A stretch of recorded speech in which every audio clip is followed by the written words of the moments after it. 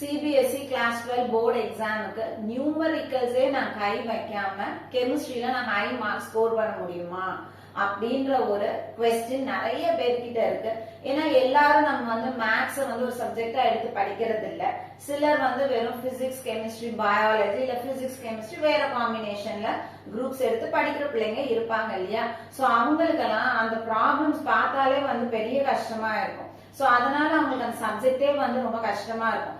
அந்த மாதிரி கஷ்டப்படுற பிள்ளைங்களுக்கான வீடியோ இது. சோ வீடியோவை ஸ்கிப் பண்ணாம கடைசி வரைக்கும் பாருங்க. உங்களுக்கு கண்டிப்பா வந்து இதுல சொல்யூஷன் இருக்க போகுது.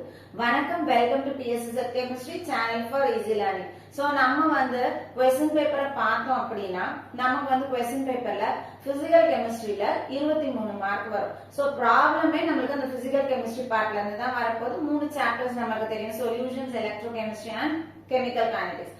சோ நான் வந்து எனக்கு ப்ராப்ளமே கை வைக்க வேணாம், பயமா இருக்கு, எனக்கு இந்த மல்டிபிளிகேஷன் டிவிஷன் லாக் எடுக்கிறது இதெல்லாம் வந்து கஷ்டமா இருக்கு, நீங்க ஃபீல் பண்றீங்களா, அது ஸ்கிப் பண்ணலாமா அப்படின்னா நீங்க ஸ்கிப் பண்ணலாம்.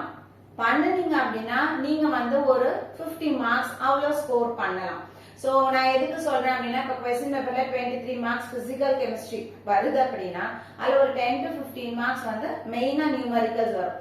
சோ மீதி இருக்கக்கூடிய ஒரு 8 to 10 மார்க்ஸ் வந்து எதை பேஸ் பண்ணி கொடுப்பாங்கன்னா டைரக்ட் லாஸ் கேட்கலாம், அடுத்தது வந்து டைரக்ட் கொஸ்டின் அப்படியே படிச்சு எழுதுற மாதிரி கொஸ்டின் கேட்கலாம், அல்லது அப்ளிகேஷன் ஓரியன்டட் கொஸ்டின். சோ இந்த பார்ட் நம்ம கான்செப்ட் நல்லா புரிஞ்சு இருக்கும் அப்படின்னா கண்டிப்பா இந்த 8 to 10 மார்க்ஸ் நமக்கு எடுக்கிறது கஷ்டம் கிடையாது. இதை தவிர்த்து நீங்க இன்ஆர்கானிக் அண்ட் ஆர்கானிக் ஃபுல் ஃபிளெஜ்டா கான்சென்ட்ரேட் பண்ணுனீங்கன்னா நீங்க 50+ மார்க்ஸ் எடுக்கலாம்.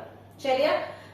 அதே மாதிரி எனக்கு வந்து இல்ல இன்னும் கூட கொஞ்சம் மார்க் எடுக்கணும்னு நினைக்கிறீங்க அப்படின்னா நீங்க வந்து அதுக்காக இந்த ரொம்ப கஷ்டப்பட்டு நான் வந்து சால்வ் பண்ணணும்னு அவசியம் இல்லை, நியூமரிக்கல்ஸ் போகணும்னு அவசியம் இல்லை.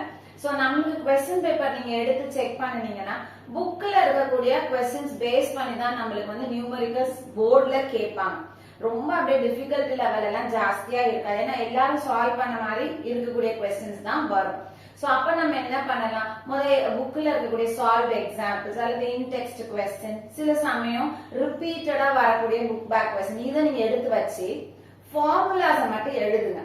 எழுதிட்டு அந்த ஃபார்முலாவுக்கு தேவையான வேல்யூஸை கொஸ்டின்ல இருந்து நீங்க என்ன பண்ணலாம் அப்படின்னா எடுத்து எழுதி அதோட நீங்க நிறுத்தினாலே போதும். அந்த கொஸ்டினுக்கான பாதி மார்க் நம்மளுக்கு வந்து ஏன்னா ஃபார்முலா சப்ஸ்டிடியூஷனுக்கு கண்டிப்பா மார்க் இருக்க போகுது வந்து. சோ நீங்க நியூமரிக்கல்ஸ ஸ்கிப் பண்ண வேண்டிய அவசியம் கிடையாது. நீங்க வந்து போட தெரியவே இல்லைன்னா கூட அந்த கொஸ்டினுக்கான ஃபார்முலாவை எழுதி வேல்யூ சப்ஸ்டிடியூட் பண்ணா போதும். சோ இது வந்து ரொம்ப ரொம்ப ஈஸியா எல்லாருமே செய்யக்கூடியது. சோ என்னோட கிளாஸ்ல நான் பசங்களுக்கு ஜெனரலா பிராக்டிஸ் கொடுக்க கூடாது. கொஞ்சம் பிலோ ஆவரேஜ் ஸ்டூடெண்ட்ஸ் இருக்காங்க, அவங்களுக்கு இந்த மாதிரி மல்டிபிளிகேஷன் டிவிஷன் வந்து கஷ்டமா இருக்கு அப்படின்னு நினைக்கிற பிள்ளைங்களுக்கு இந்த மாதிரி கொஸ்டின்ஸ் வந்து நாங்க பிராக்டிஸ் கொடுப்போம். சோ இந்த வீடியோ உங்களுக்கு யூஸ்ஃபுல்லா இருந்திருக்கும்னு நினைக்கிறேன். வீடியோ பிடிச்சிருக்குன்னா லைக் பண்ணுங்க, கமெண்ட் பண்ணுங்க, ஷேர் பண்ணுங்க, மறக்காம சேனலை சப்ஸ்கிரைப் பண்ணுங்க. தேங்க்யூ.